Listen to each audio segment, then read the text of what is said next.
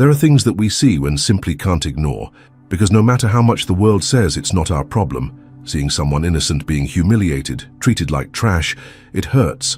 And there are people who choose to pretend they didn't see it, but others can't sit still. It's not always possible to change the world, but sometimes changing a person's destiny is the beginning of everything. What you are about to watch is not just a story, it's a reaction, a response. This is what happens when someone finally says, "Enough, with me this ends now."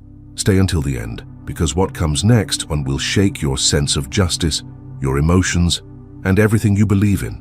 In the village of Enugu, everyone knew Aminata. It wasn't because she talked a lot, nor because she stood out wherever she went. It was quite the opposite. She was that girl who always walked by silently, with her head down, carrying something in her hands or on her head. At 19, she already carried on her shoulders the weight of a lifetime of silence. Raised by her uncles since she was little, after her parents died, she never knew what it was like to be treated with affection. Her aunt and uncle treated her as if she were a nuisance. They used the name family, but in practice she was just the girl who did everything. From a very young age, she learned to wash clothes, take care of the house, carry firewood, and endure yelling and humiliation. She didn't study, she didn't dream, she just existed. And even so, without really understanding why, she still had a sweetness in her eyes. She was pretty, yes, but that wasn't what really caught her attention. What no one could ignore was the way she kept quiet in the face of injustice, how she lowered her eyes with dignity, even when people threw dirt at her. And that was exactly what caught Chinedu's attention that morning. He was in Enugu on a technical visit to one of his properties. He was an impatient man, accustomed to quick meetings, obedient silence from his employees, and everything working exactly as he wanted. But that day his car broke down. The driver went down to get it fixed by the village mechanic, while he waited alone in the back seat, complaining about the heat and staring absently out the window. That's when he saw the scene. Aminata walked with difficulty, trying to balance a basin full of vegetables. She was sweaty, with her old dress sticking to her body. Her uncle, irritated by her delay, pushed her hard in the back. The basin almost fell. She lost her balance but managed to hold on. Before she could regain her footing, the woman who was with her uncle threw a wet cloth on the floor and shouted, "You are a dead weight, Aminata. You weren't even fit to be born." She just lowered her head. She didn't answer. She didn't cry. She didn't defend herself. She just took a deep breath, like someone who is used to being beaten with words. Chinedu froze. This was not just poverty. He knew. Poverty. This was something else. It was cruelty disguised as breeding. It was slavery dressed up in the name of family. He didn't think much. He opened the car door angrily and crossed the street. Aminata's uncle's eyes widened when they recognized who it was. No one in Enugu knew Chinedu, a billionaire feared by many, admired by others, with a calculated coldness. But at that moment, he was not a businessman, nor was he the owner of anything. He was just an angry man. "Is this how you treat a girl?" he asked without raising his voice, but with a firm enough voice to silence the street. The man, trying to maintain his pride, replied, "She's my niece, a worthless piece of junk that her father abandoned before he died. We still give this worthless girl food and a bed." Chinedu looked into the eyes of the girl, who still had her head down. He asked her name. She answered almost in a whisper, "Aminata." He asked if she was of legal age. She said yes. And then, without blinking, he said, calmly but firmly as a sentence, "You will leave here with me. You will work for me. You will live with dignity. I promise you that you will never have to look at these disgusting people again. You will never be treated like this again." She hesitated. She looked at him as if she had never believed in a miracle, but something in her gaze broke something inside him, and without saying anything else, Aminata put the basin down on the floor, crossed the small space between them, and got into the car. With short, silent steps, Chinedu stood there for a few more seconds, looking at the two adults who said nothing. Then he closed the car door and said to the driver, who was already returning from the engine, "Let's go." On the way back, he tried to make conversation, but she only responded with the basics. She didn't know what to say. She didn't know what to expect, and neither did he. All he knew was that he couldn't leave her in that house. He still didn't know what he would do with her, but he felt that what he had just done would change both of their lives forever. Chinedu's blood boiled. He didn't know Aminata. He didn't owe her anything, but he had empathy. And true empathy isn't just about feeling, It's about feeling until you can't stand still. That's what he did, felt, and he acted. Whoever feels the power of stories like this, don't just watch. Subscribe, because you know what comes next can touch even deeper. Aminata got into the car without saying a word. She sat on the edge of the seat, her hands in her lap and her eyes fixed on her dirty clothes, as if she expected someone to tell her that it was all a mistake at any moment. Chinedu closed the door firmly and sat back down. The driver glanced doubtfully in the rearview mirror, but didn't ask any questions. He knew his boss well enough to know that if he decided to do something, it was because there was no turning back. The car pulled back onto the road, and the silence inside was almost solid. Chinedu glanced at the young woman beside him. He wanted to start a conversation, but he realized that any words might scare her more than she already was. Still, he tried. "Do you like living here in Enugu?" She took a while, but replied with a simple, "I don't know any other place." "And your parents?" he ventured. "My mother died when I was little. My father too. After that, it was just them," he said without emotion, referring to his uncles. Chinedu nodded, but inside she felt an uneasiness growing in her chest. What kind of life was this where a girl her age knew nothing but mistreatment? When they reached the mansion, Aminata simply froze. Her eyes seemed to be in disbelief. The automatic gate slowly opened, revealing the perfectly manicured garden, the clean stone pathways, and in the background a house so large that it looked more like a palace. She looked at Chinedu as if waiting for an order to get down, but he just said, "This is your home now, at least until you are able to choose what you want to do with your life." She nodded but didn't answer. She walked timidly down the hallway, looking at the chandeliers, the gleaming floor, the huge paintings on the walls. A servant came to take Chinedu's instructions and led her to the guest room.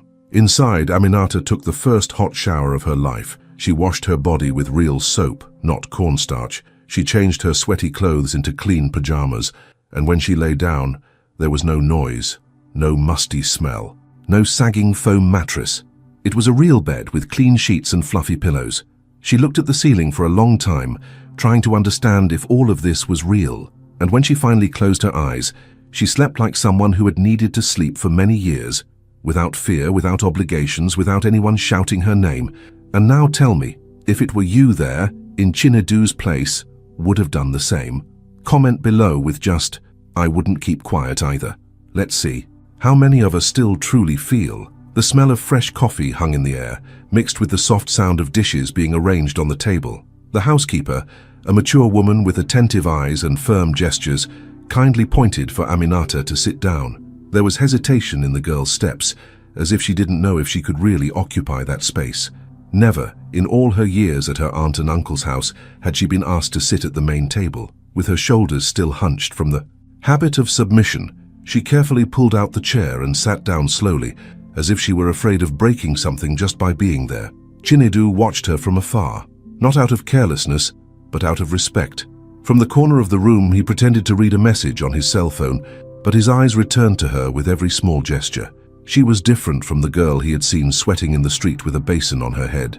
The bath, the clean clothes, the fearless silence. Everything seemed to reveal a version of her that not even she knew. Still, something remained untouched. It was her gaze, that same silent gaze that said more than any words. It carried a sadness that was not new, an old sadness, installed somewhere between her stolen childhood and the days she had to endure without understanding why. About work. When do I start? The question came directly, without ceremony. There was no arrogance, no defiance, just honesty. She wanted to know. She needed to know. It was as if that was the only way she could feel useful, to justify herself in that place so far from the life she knew. It took her a few seconds to answer, not because she didn't have an answer, but because she knew that the one she would give wasn't what she expected. "I want you to study, educate yourself, then we'll think about work." Aminata frowned slightly. Confusion was written all over her face. "What do you mean, studying? At what school?" Chinedu knew exactly what she was doing. She knew that answer, although simple, was revolutionary for someone like her. All her life she had been taught that her value lay in serving, in lowering her head, in not making mistakes. Never in learning, never in choosing, never in thinking about the future. That is why saying you will study was, in fact, saying you have value, and that, for someone who had spent years being treated like a burden, could sound as strange as sudden freedom for a bird that had never flown. She didn't argue. She just nodded, but there was something in her expression that made him realize this was unfamiliar territory for both of them. He'd never had to take care of anyone like this, and she'd never been taken care of.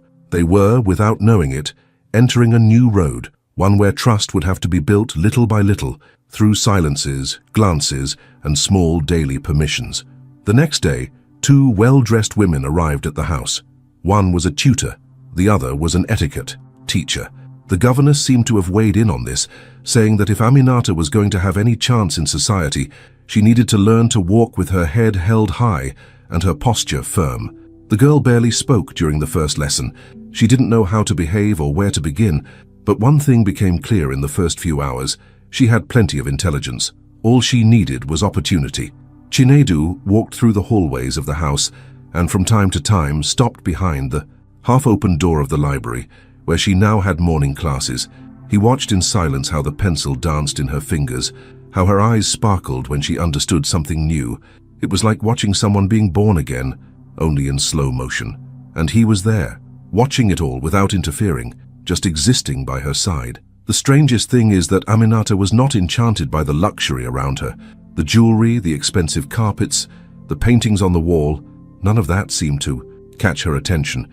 But when she discovered the library bookshelf, she stood there for several minutes, running her fingers along the spines of the books, as if discovering a forgotten safe. It was there that her eyes truly began to shine, and he noticed, more than beauty or compassion, what Chinedu was cultivating in her was thirst.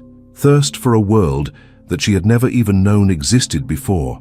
During breakfast, Aminata began to ask her little questions.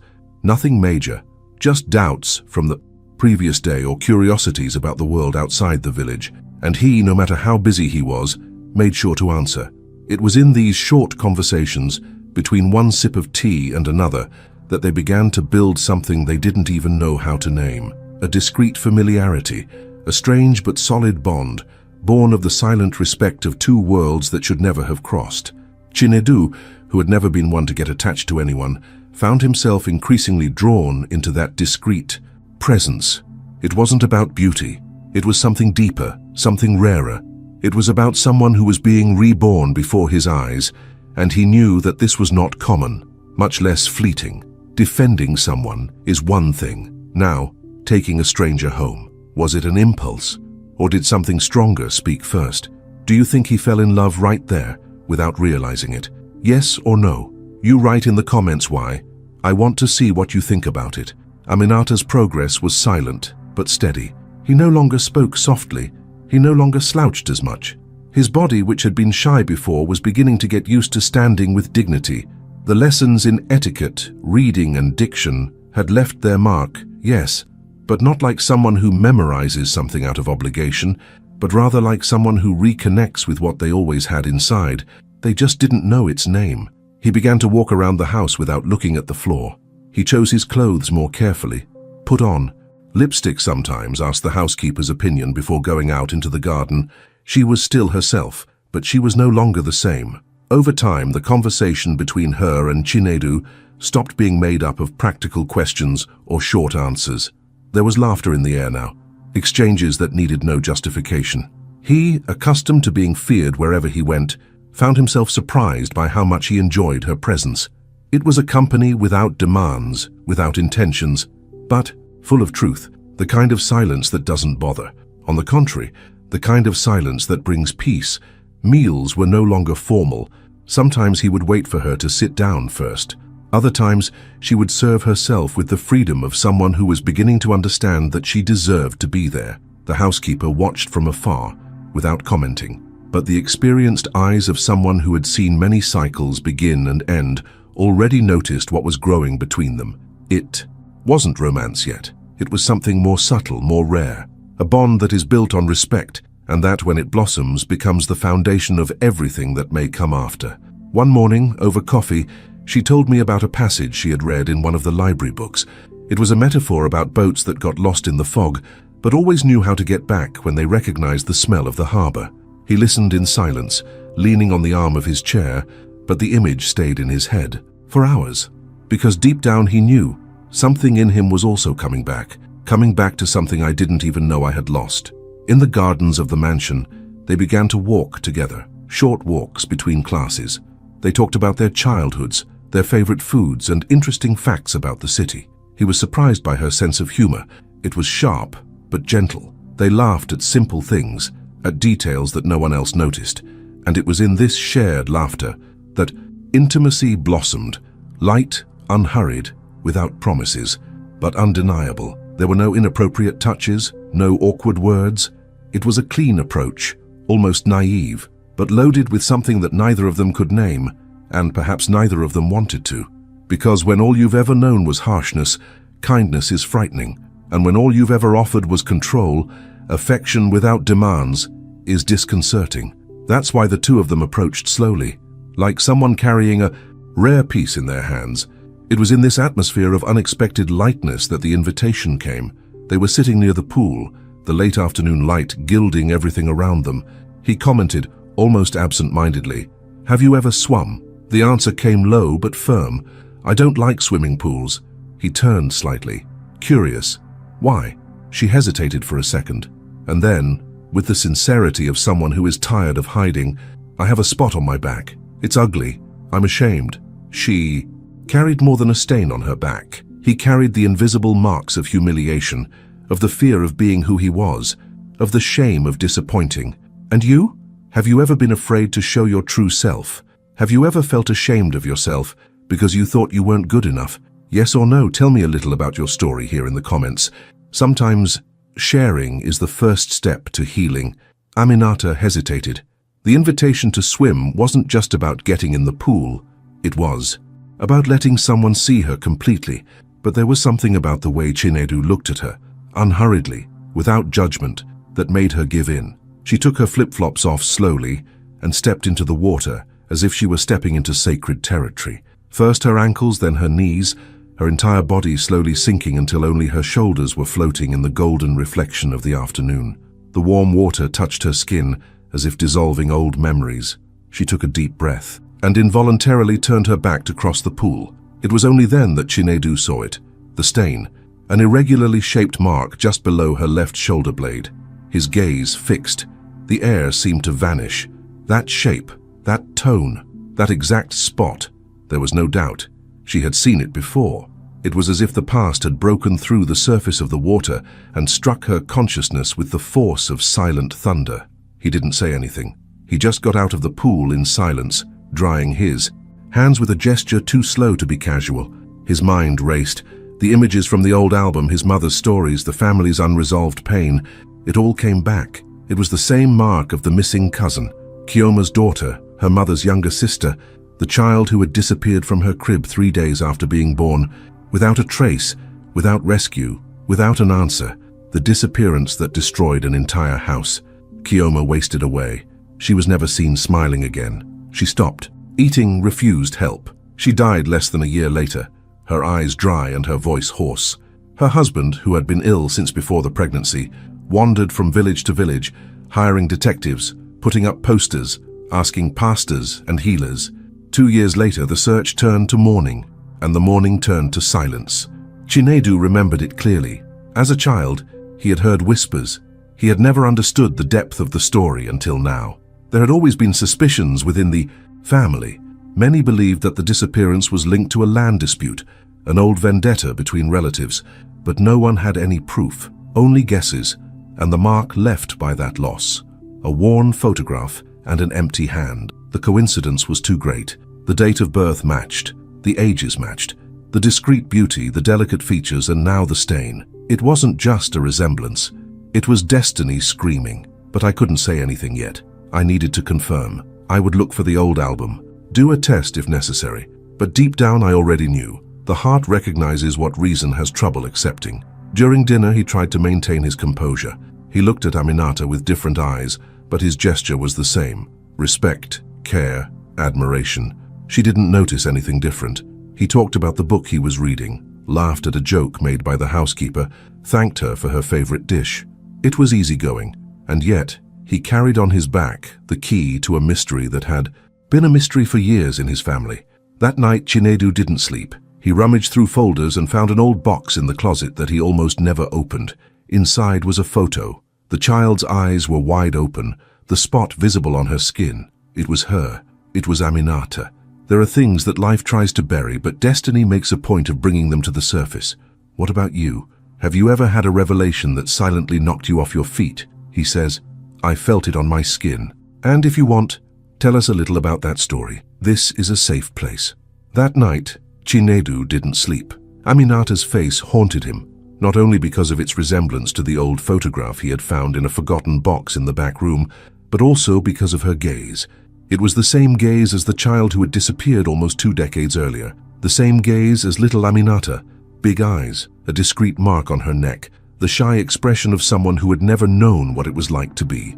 Truly welcomed. The exam confirmed it. She really was your missing cousin, but how to tell her? How to look at that soft-spoken young woman and tell her that her story was not one of abandonment, it was an inheritance. How to explain that the identity she had built in silence now carried the weight of a surname? He didn't know. And as he searched for words, fate ran him over with yet another surprise. The bride arrived. Zara was her name. Without warning, straight from Abuja, he brought suitcases, new perfume, and demands disguised as affection. Why are we putting off this wedding so much, Chinedu? He asked, smiling with his lips, but with his eyes full of doubt. She planned to spend some time at the mansion, to find out what had changed, and it didn't take long. On the second day, as he passed by the library, he saw Aminata, sitting alone, with a book on her knees and the evening light illuminating her loose curls over her shoulders. It was an image too beautiful to be ordinary, too serene to be accidental, and the bride felt it. She felt it in her skin, in her stomach, in her pride. That night, he approached Chinedu with false calm. Who is that girl? Chinedu took a deep breath. He knew he would have to explain, but he chose the soft version. It's a young woman I'm helping. There are signs that she's someone very important to my family's past. For now, I'm investigating. I need you to trust me. And please, be discreet. She nodded. But inside, it was like lighting dynamite on dry ground. In the days that followed, she began to treat Aminata with polite coldness. Around Chinedu, she was all smiles and friendliness. But as soon as he left the room, the mask fell. Do you really think you'll last here? She whispered with venom in the corners of her lips. Enjoy it while you can, because when I'm the official lady of this house, you'll go back to the place you should never have left. Aminata, disconcerted, remained silent. She did not want any conflict. She was already too familiar with the taste of rejection. But that afternoon in the garden, when I was alone under the shade of the plum tree, she appeared. Zara sat down next to him with a forced calm, a crooked smile, manicured nails, rotten intentions. You know, you really are very naive, she began, with a tone as sweet as poison in honey. Do you really think you are here out of charity, that he found you by chance? Aminata cringed a little, hugging the notebook to her lap. Tension was almost physical. You're a missing cousin who was kidnapped when she was still a baby. He found out where you were. He always knew who you were from the beginning, planned everything. You are also an heiress, a threat, and he preferred to keep you close, domesticated, pretending to be affectionate. This way he ensures that none of the fortune escapes his control. You are nothing more than a strategic move, a pawn in his game. Aminata blinked, trying to understand. That's a lie. Lie? The bride laughed disdainfully. He has proof Chinedu lied to you because he knows that if he finds out everything, he'll want what's yours. And then, my dear, he'll lose control. And I won't let that happen. He paused, and the final blow came dry, direct. You are useless even to understand who it is. The words hit like stones. Aminata's chest tightened. The notebook slipped from her hands. The world spun slowly. The woman's words mingled with memories of abandonment, of imposed silences, of looks that always diminished her. She stood up without saying anything. Her eyes, now blurred, could not support the weight of yet another wound. She ran. He ran as if he were running away from all the years he had spent believing he was nothing, and now he discovered he was someone. But someone used, a target of lies. Chinedu heard the noise of the gate. He saw the figure of the young woman running through the side entrance. He shouted her name. He tried to reach her, but there was no time. The gate slammed, and with him, the chance to tell the truth died without ever being heard. If this scene touched you as much as it hurt her, leave a heart in the comments. Because sometimes, what hurts the most is when those who should protect choose to lie. The sound of the gate slamming still echoed as Chinedu ran across the garden. The image of Aminata running, her eyes full of tears, her face pale, and her trembling hands clutching the notebook to her chest, stuck something inside him. It didn't take a genius to know that something had happened. That wasn't just an emotion, it was pain, and the kind of pain that can't be disguised. Halfway there, he came face to face with Zara, standing in the shade of the palm trees. Her arms crossed, her gaze cold, the expression of someone who had already done the damage and was ready to watch the collapse. "What did you say to her?" Chinedu's voice came out choked. It wasn't a scream, it was disappointment. She smiled, sarcastically, as if she had just won a dirty game. "Only the truth, a version that you didn't have the courage to tell." He took a step forward. "What truth, Zara? Because if you had told the truth, she wouldn't have left like that, with her heart broken. I said she was your cousin. I said you knew all along, that you kept her here to ensure control of the inheritance. I said she was a threat disguised as a guest, that all of this was just strategy." The silence that followed, it was the loudest she had ever heard. Chinedu did not respond immediately. He just closed his eyes as if he had been punched in the chest.